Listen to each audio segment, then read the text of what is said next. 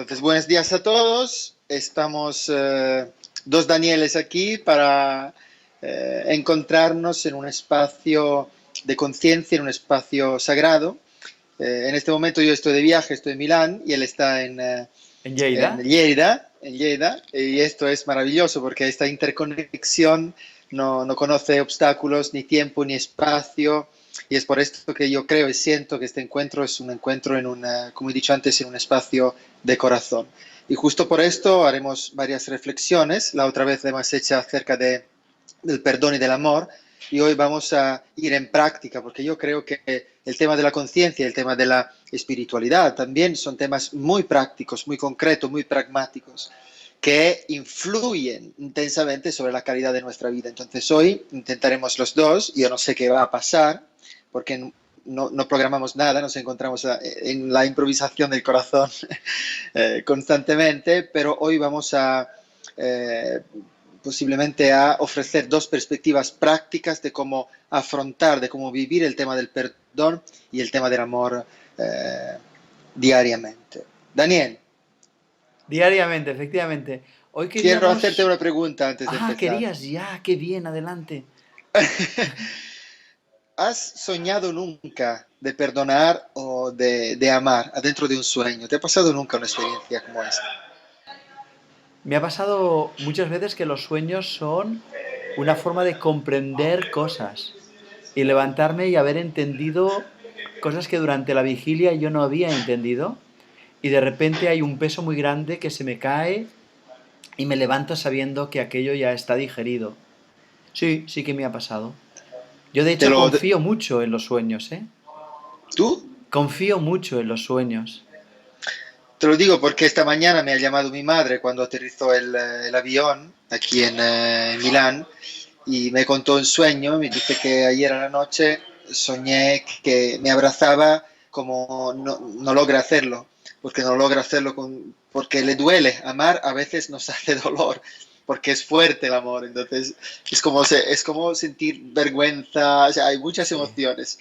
Y dice que ha llorado en el sueño y se ha despertado llorando porque por primera vez me ha abrazado y me ha dicho: hijo, te amo, pero con un sentimiento profundo que no es capaz de expresarlo en el estado de vigilia.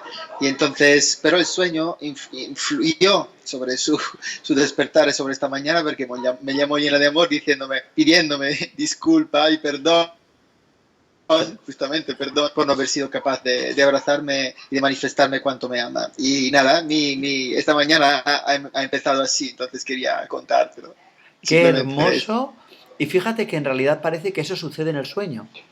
Pero como el sueño es un estado de conciencia mío, sucede en mi conciencia, por lo tanto sucede en mi vida.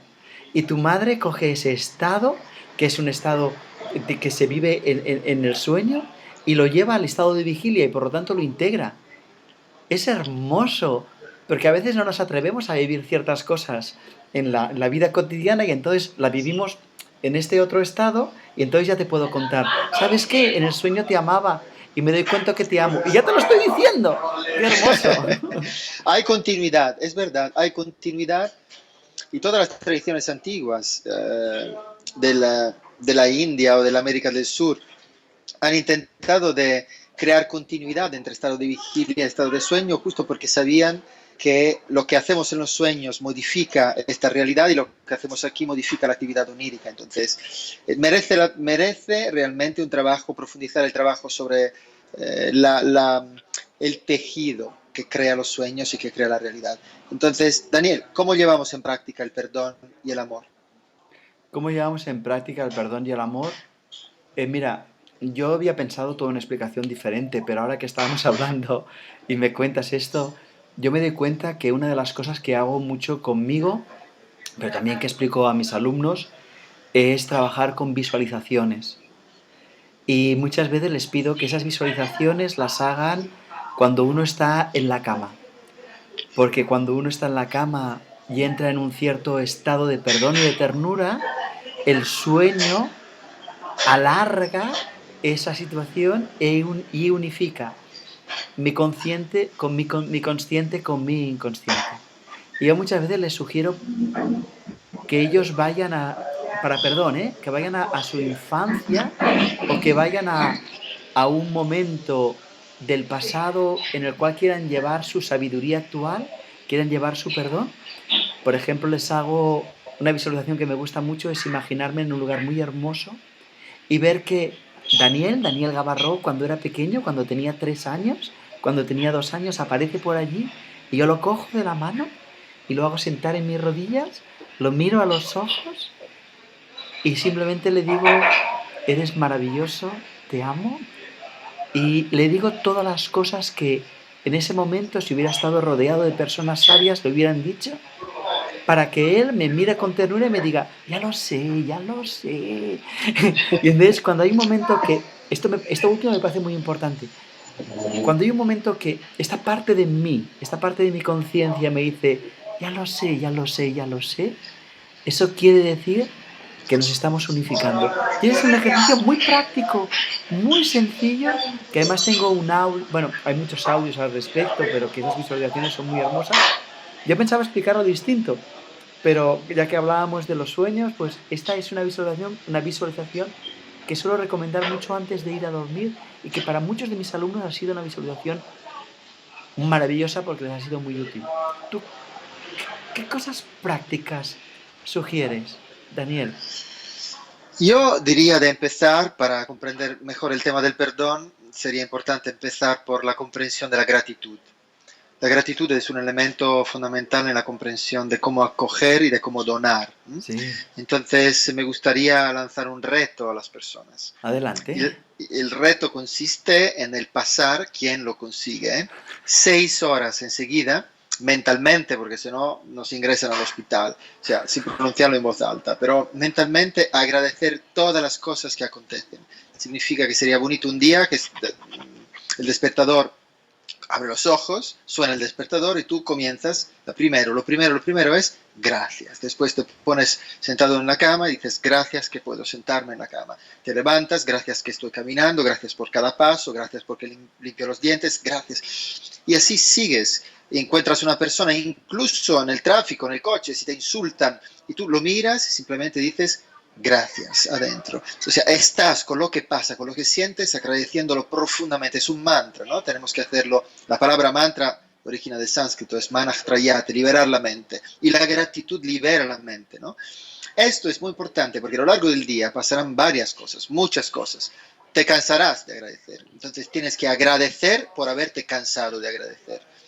O tienes que agradecer por el hecho de estar agradeciendo, que es un puntito trascendental como práctica, ¡Wow! ¿no? Esa es muy hermosa. Es muy hermoso, pero si tú llegas a un punto donde después de algunas horas, si tú sigues agradeciendo, sigues allí con una atención muy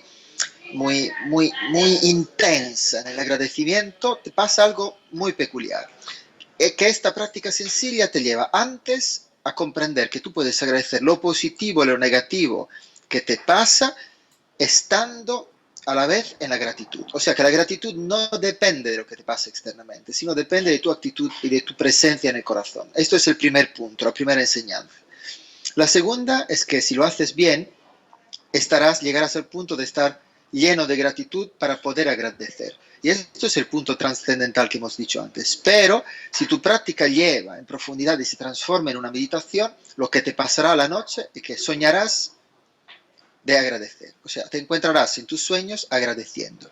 Y esto es un punto mágico, porque a través de la gratitud hemos podido crear un agujero entre estado de vigilia y estado de sueño y llevarnos la gratitud, transformar la gratitud en un puente entre estados de conciencia que lleva a la unidad. Esto es mi primer consejo práctico para acercarnos al perdón.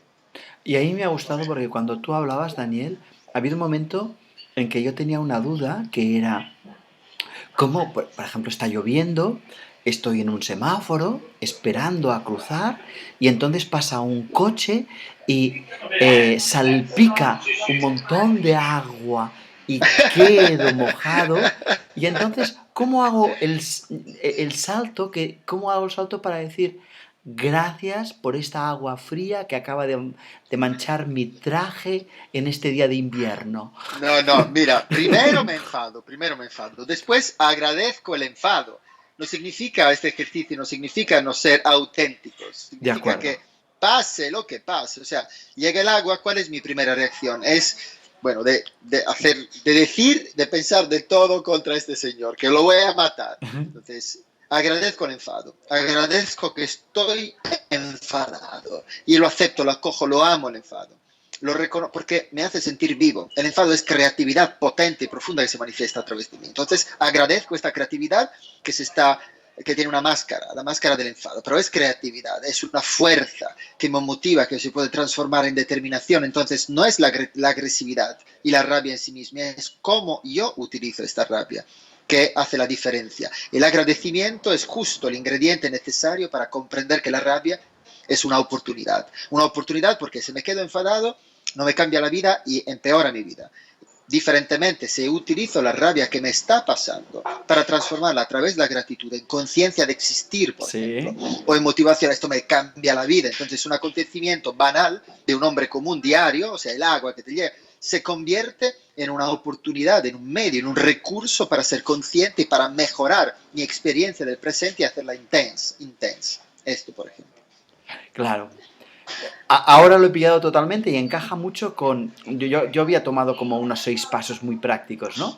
Al margen de esa visualización. Y este encaja precisamente con los dos primeros. El primero yo decía que era darme cuenta de lo que me está ocurriendo y aceptarlo. Y ese aceptarlo nos llevaba al segundo, que es sentir lo que estoy sintiendo. No hacerme el santo.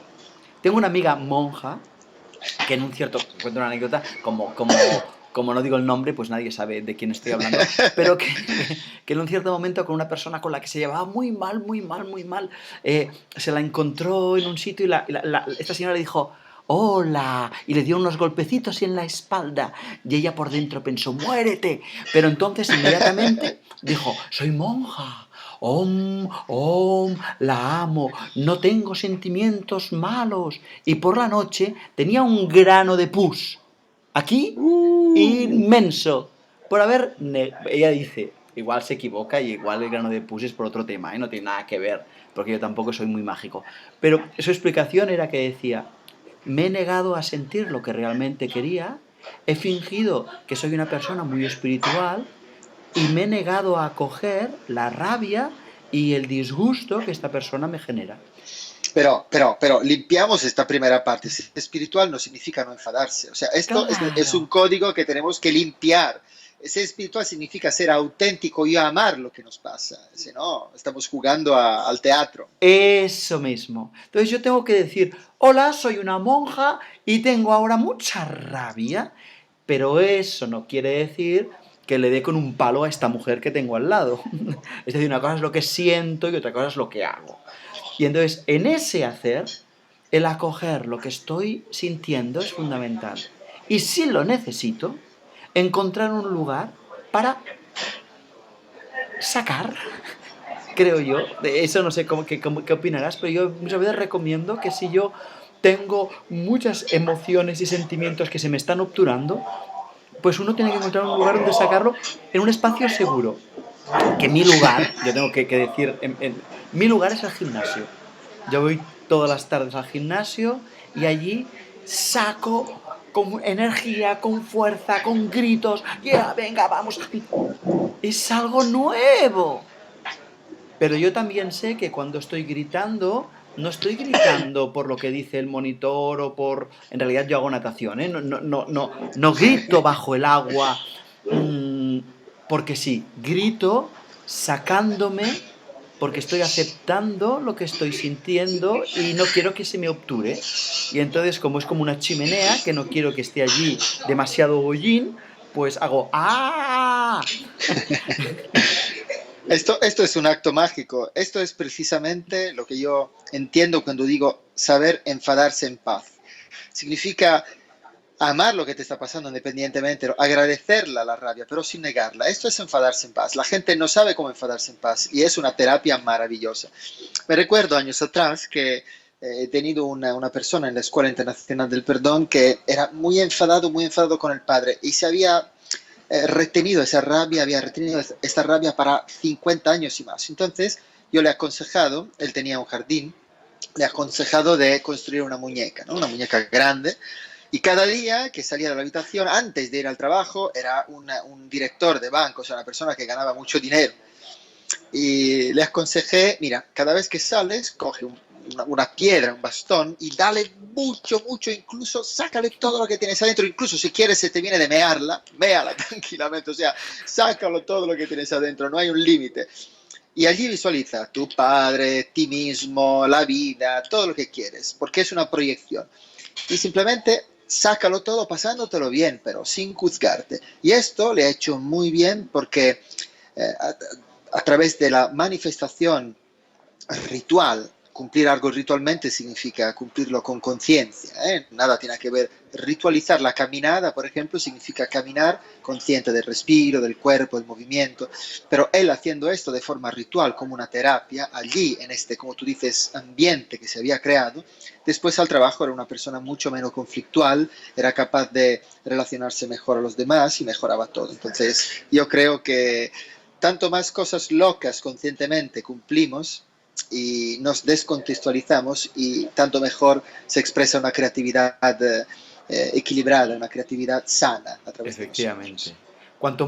Cuanto dejamos salir nuestra locura de forma consciente, más cuerdos estamos.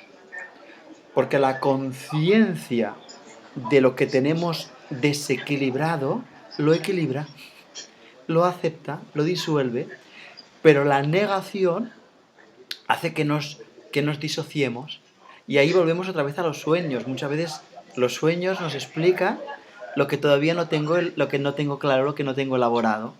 Porque yo creo que muchas veces el sueño es una parte de mi inconsciente que coge todo lo que he trabajado durante el día y nos lo devuelve. Y por eso yo siempre digo a mis alumnos que es tan importante que le digan al inconsciente gracias, gracias por darme esta información.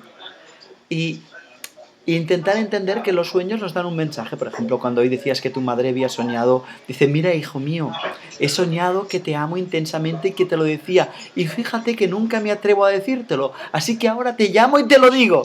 ¡Anda que no! Eso es hacer trabajo. Y lo demás son tonterías. Eso es hacer trabajo. Yo creo que estamos hablando de cómo ser capaces de comunicar con nosotros mismos, porque muchas veces los niños, pero también los adultos, cuando perciben necesidad de mimos, de amor, tienen vergüenza de pedirlo a las personas y muchas veces lo piden a través de la rabia, o a través para atraer la atención pegan a la otra persona o la hacen sufrir, pero al final es una necesidad de amor incondicional. Necesitamos educarnos y aprender cómo comunicar con nosotros mismos, cómo tocar, aunque nos provoquen vergüenza, nuestras necesidades profundas y ser capaces de comunicarla a los demás, simplemente pidiendo lo que necesitamos. Y esta es una forma de humildad, ¿eh? Yo Sí, creo que la palabra humildad muchas veces se confunde con humillarse, humillarse. No, efectivamente. la definición más bonita de la palabra humildad que yo conozco es ser capaz de relacionarse con el infinito constantemente. Y esto nos pone en una dimensión de sobriedad, de sencillez, de esencialidad Sí. maravillosa. Y cuando el ser humano pierde su relación con el infinito y se recoloca respecto al infinito, allí surge la importancia personal y vamos a perder la dimensión sencilla que somos. Sí, yo ahí te voy a sugerir dos cosas. La primera es que un día hagamos reflexiones online, como la de hoy, sobre amor y educación. Uy, me gusta muchísimo. Sí, amor incondicional a los niños y a las niñas con la dificultad que ello implica. Te iré a contar algunas historias de las cárceles de menores allí Ah, en este ambiente, porque son realmente impactantes y nos enseñan mucho, son arquetipos. pues entonces eso yo creo que ya tenemos un tema para la próxima. Y la segunda cosa que quería compartir contigo es que uno de mis maestros una vez me dijo que desde su punto de vista la definición de humildad no era humillarse, como tú decías, sino simplemente mostrar con naturalidad lo que soy, sin mentirme, mostrar lo que soy. Y lo que soy es maravilloso, pero a la vez es pequeño, forma parte de algo mucho más grande, pero a su vez en su parte es maravilloso. Y eso tiene mucho que ver con lo que estamos diciendo ahora de darnos cuenta con lo que nos ocurre, no negarlo, buscar un espacio para descargarlo si es necesario sin dañar a los demás, eso como herramienta de perdón práctica. Y eso porque nos lleva a comprender, yo creo que es el tercer punto, que también lo decías tú, porque cuando empiezas a sacar, comprendes que lo que está pasando tiene su sentido y que es absurdo que luches contra ello, porque muchas veces, no sé cómo decirlo, pero muchas veces nosotros nos encontramos ante una realidad que no es nuestra realidad. Y entonces ahí yo tengo que asumir qué parte es mía y qué parte no es. Mira, te cuento una anécdota y ahora estoy haciendo obras. Ayer estaban, no sé si te acuerdas que estaban picando mientras Sí, sí. hacíamos... Ya hemos perdonado, Sí, ya lo hemos habíamos... agradecido esto sí, también. pues una de la persona que dirige todas las obras y tal, pues tiene un presupuesto y tiene que pintar las ventanas y ese tipo de cosas. eh, y hemos descubierto que ha pintado las ventanas solo por dentro, pero no por fuera. Pasa, a veces pasa. Y entonces ahí nosotros se lo vamos a contar, pero ya hemos tenido algunos problemas técnicos con él y entonces vamos a tener que, seguramente, con Mark, mi marido, ayer estábamos a punto de ir a dormir y dice, pero no vamos a obligarle a nada, ¿eh? Si él no lo entiende que las ventanas tienen dos caras, nosotros ahora no vamos a llevarnos la cara no pintada al sueño, ¿eh? Nosotros vamos a Claro. dejar eso y vamos a dormir tranquilos. Y entonces eso significa que yo tengo que asumir mi responsabilidad comprendiendo que hay cosas que yo puedo hacer y cosas que no. Y cuando asumo mi responsabilidad hay mi responsabilidad interna, que es saber que la cara de las ventanas, que la externa, que la pinte él, depende de él, porque él es el pintor. Pero que yo duerma en paz y que no me lleve las ventanas a mi sueño, que no me lleve las ventanas no pintadas a mi rencor, esa es mi responsabilidad. Y luego a lo mejor, lo digo para no parecer un hippie excesivo, pues a lo mejor resulta que cuando llegue el día de hacer el pago final, le diré, mira, he contratado a otra persona para que me pinte las ventanas por fuera, que me ha costado 200 euros. Por lo tanto, verás que el pago que te hago es el total menos los 200 euros, pero junto con el pago te envío la factura que he dado a la otra persona, así que verás que el trabajo está completo. Yo asumo mi trabajo interno y asumo mi trabajo externo, pero ese trabajo externo procuro hacerlo sin odio. Si actúo desde la rabia, ahí estoy fallando en mi parte. Y sí, y sí, a lo mejor, no sé cómo te suena, ¿eh? Pero si no respondo al acto de los demás con haciendo que asuman las consecuencias de sus actos, los daño. El tema de la responsabilidad, yo creo que sea fundamental para el perdón. Quien no se asume la total responsabilidad de lo que le acontece en su vida, no es capaz de perdonar, de integrar el proceso del perdón completamente. Yo me recuerdo que cuando yo encontré mi maestro, que era Anthony Regimitan, que fue uno de los últimos discípulos directos de Gandhi, cuando lo encontré en Asís, en Italia, él ya era mayor, tenía casi 90 años. ¡Wow! Murió con 97 años, pero era un niño lleno de entusiasmo y de todo. Entonces, en aquel periodo de mi vida, yo cuando encontraba a los maestros le pedía una bendición para sentir su energía, su presencia, su carisma. Me acerqué a él y puse la cabeza así y dije, mira, padre, ¿puedes bendecirme? Y oí por primera vez su voz que me dijo, desde este momento de tu vida, las únicas bendiciones que tú vas a recibir serán tus pensamientos, tus ideas y tus acciones. Dio la vuelta y me dejó una hora así solo y me responsabilizó completamente. Allí toqué y dije, he encontrado un maestro. He encontrado un maestro porque allí él no quería transmitirme algo, quería decir, eres tú, todo lo que te pasa, todo es el producto de lo que piensas, de lo que haces, de lo que sientes, de cómo actúas. Entonces, toma la responsabilidad de tu vida. Cuando nos acontece algo de malo en nuestra vida, nosotros tenemos dos opciones, odiar o estar en el amor. Y de esta elección, que es la expresión de nuestra responsabilidad, se ve la profundidad de nuestra alma. Entonces, la persona responsable, responsabilidad significa responsabilidad, la habilidad de responderse, de contestar a tus preguntas auténticas, a tu corazón. Y básicamente la responsabilidad es una elección. Es elegir no odiar. Una persona responsable elige de no odiar. Y si odia, agradece el odio y lo transforma todavía en amor. Entonces yo creo que el perdón es un camino de valientes, de personas que tienen coraje, que tienen corazón y que de grandes almas. Creo que sea un elemento educativo fundamental. Entonces, el segundo aspecto, después del agradecimiento, es la responsabilidad como tema. Y te agradezco porque la sacada allí, porque es un tema que normalmente dice, perdono, venganza y perdono. No, no. El camino correcto, evolutivo, es ese. Te agradezco lo que he aprendido, te agradezco la oportunidad que me has dado, te agradezco el aprendizaje que he obtenido y decido no vivir en el rencor, sino que decido vivir en el amor. No, y te agradezco también el dolor, porque agradeciendo el dolor acojo la vida, sé, aprendo a vivir, a aceptarla completamente y es allí que reconozco en el dolor el amor, como se esconde.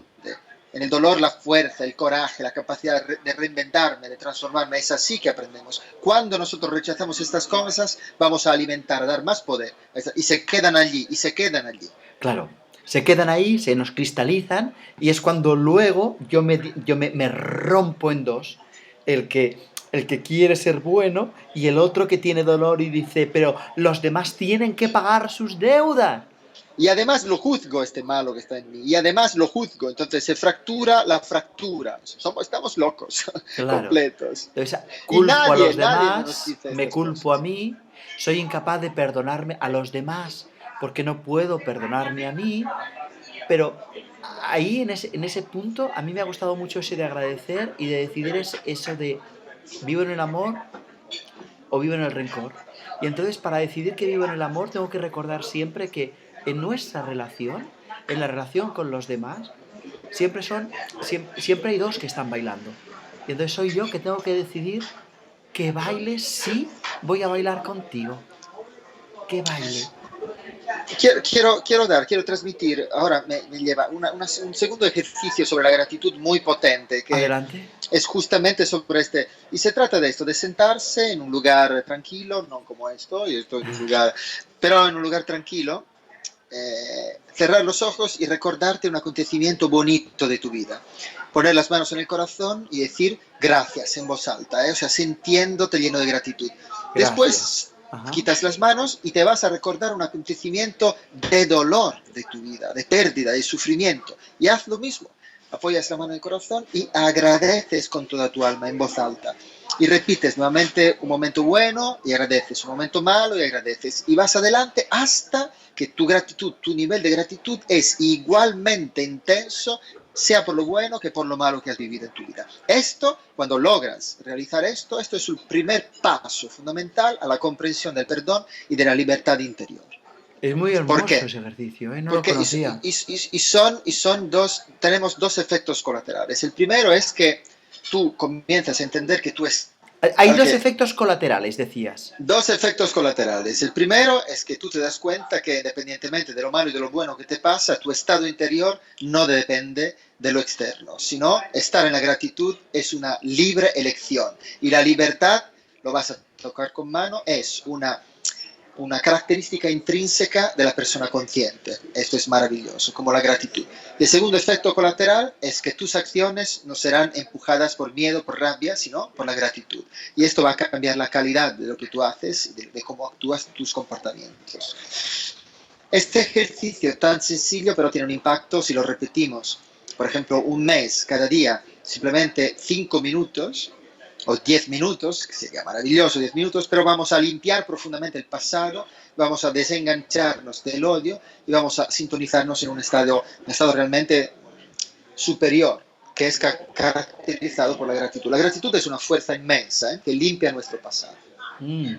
Es muy hermoso ese ejercicio y créeme que lo voy a practicar y también a pedir a mis alumnos que lo practiquen, que expliquen cómo lo están viviendo. Yo a menudo aplicaba un ejercicio que aprendí de Antonio Blay que tiene una cierta similitud, sobre todo para las cosas que se nos han quedado como atascadas en nosotros, las cosas que se nos han quedado ahí cristalizadas.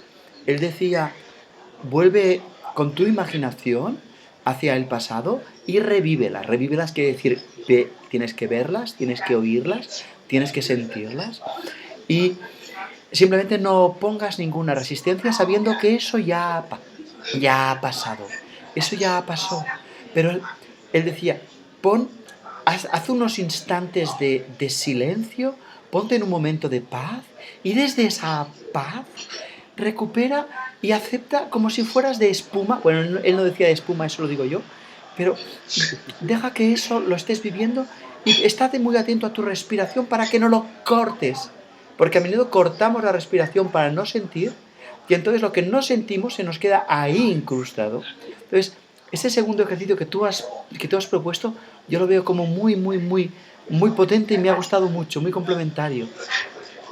Sí, sí, porque esto muchas veces lo practican las personas y puede ser un encuentro futuro también del tema amor, perdón y relaciones, pero esto muchas veces lo aplican las personas que tienen que se ha roto una pareja, están dejando a una persona que han amado mucho, están sufriendo, entonces van a recordar los momentos buenos y los malos y agradeciendo sea el uno que el otro momento, y bajando en profundidad en la práctica diaria, se, das cuenta, se dan cuenta después de un poco que como va a crecer la barba poco a poco y no nos damos cuenta, así de repente se han desenganchado del sufrimiento y la relación queda limpia, independientemente de cómo irán las cosas, o sea, que se queden juntos, que se sane de una forma y de la otra, ellos están bien. Y esta es libertad, es un nivel de libertad importante. Deberíamos desarrollar relaciones felices y conscientes, porque son el producto, las relaciones de lo que somos íntimamente.